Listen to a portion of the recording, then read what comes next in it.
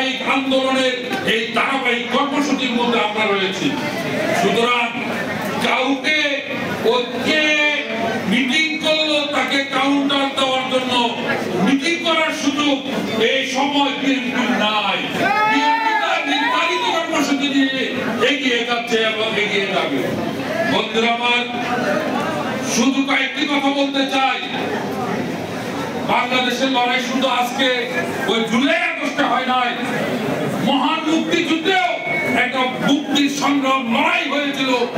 যে মুক্তির লড়াইয়ে যে ছাত্র ওই সময় অংশগ্রহণ করেছিল, ছাত্র শ্রমিক কৃষকরা অংশগ্রহণ করেছিল। কিন্তু আমরা দেখলাম 1971 সালে মহান মুক্তিযুদ্ধের পর খায়রুল কবির কখনো 90-এর গণ-অভ্যুত্থানে আমাদের বীরের ভূমিকা নিয়ে লড়াই করেছিল। কিন্তু সেই দিন আমরা দেখলাম সর্বদলীয় ছাত্র ঐক্য পরিষদ সেই দিন ওই রাজনৈতিক নেতৃত্বের হাতে দায়িত্ব দিয়ে তারা ব্যারাকে ফিরে গেলেন। তারা কলেজে ক্যাম্পাসে বিশ্ববিদ্যালয়ে ফিরে গিয়ে তার করা জোর দাবি জানিয়ে এবং সেই সাথে এই গ্রেপ্তারের পাশাপাশি তাদের বিচার নিশ্চিত করার জোর দাবি জানিয়ে আমি আমার বক্তব্য এখানেই শেষ করছি। খুদা হাফেজ।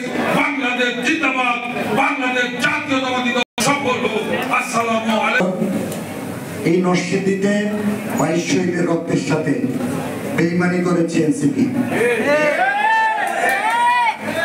আজকে এনসিপির যে সমাবেশ, আপনারা এই সমাবেশস্থলে যোগ দেওয়ার আগেই মনে দেখেছেন। সমাবেশের মঞ্চে আয়োজক হিসেবে অন্যতম উল্লেখযোগ্য নরসিংদী শহর আওয়ামী লীগের যুগ্ম সম্পাদক সাবেক মেয়র কামড়ের চেষ্টা করবেন না।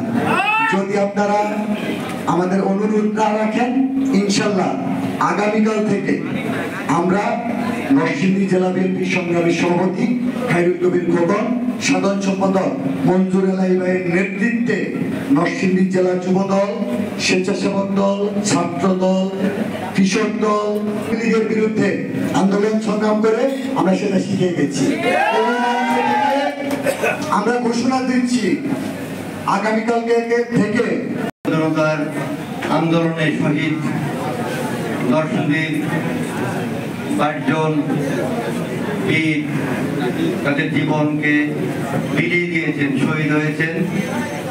তাদের হত্যাকারীদের দ্রুত গ্রেফতার করে বিচারের আওতায় আনার জন্য নরসিংদী জেলা যুবদল, নরসিংদী স্বেচ্ছাসেবক দল, ছাত্র দল, শ্রমিক দল, কৃষক দল, নরসিংদী জেলা বিএনপির সভাপতি, শ্রমিক দলের সংগ্রামী সভাপতি, ছাত্র দলের সাবেক সাংগঠনিক সম্পাদক, প্রিয় বড় ভাই, নরসিংদীর প্রখ্যাত শ্রমিক নেতা, দীর্ঘদিন যাবৎ শ্রমিক দলের নেতৃত্ব দিচ্ছেন জনাব রবিউল ইসলাম রবি উপস্থিত আছেন। কৃষক দলের ছিল যুব দল, ছাত্র দল, স্বেচ্ছাসেবক দল, কৃষক দল, শ্রমিক দলের মহিলা দল কিন্তু ছিল না। আমাদের মিটিংকে আলোকিত করেছেন, তাদের জন্য এটি করতালি। অনেক মিটিং ছিল বাকি দিতে চায়, তারা স্বেচ্ছায় মিটিং মিটিং তাদেরকে সম্মত নেতৃবৃন্দের পক্ষ থেকে আমি ব্যক্তিগত আমার হৃদয়ের গভীর থেকে ধন্যবাদ ও কৃতজ্ঞতা প্রকাশ করলাম। সংগ্রামী নেতৃবৃন্দ, একটি কথা আছে, পায়ের যদি জুতা বড় হয় তাহলে কিন্তু হাঁটা যায় না। অনেকেই বড় বড় কথা বলছেন,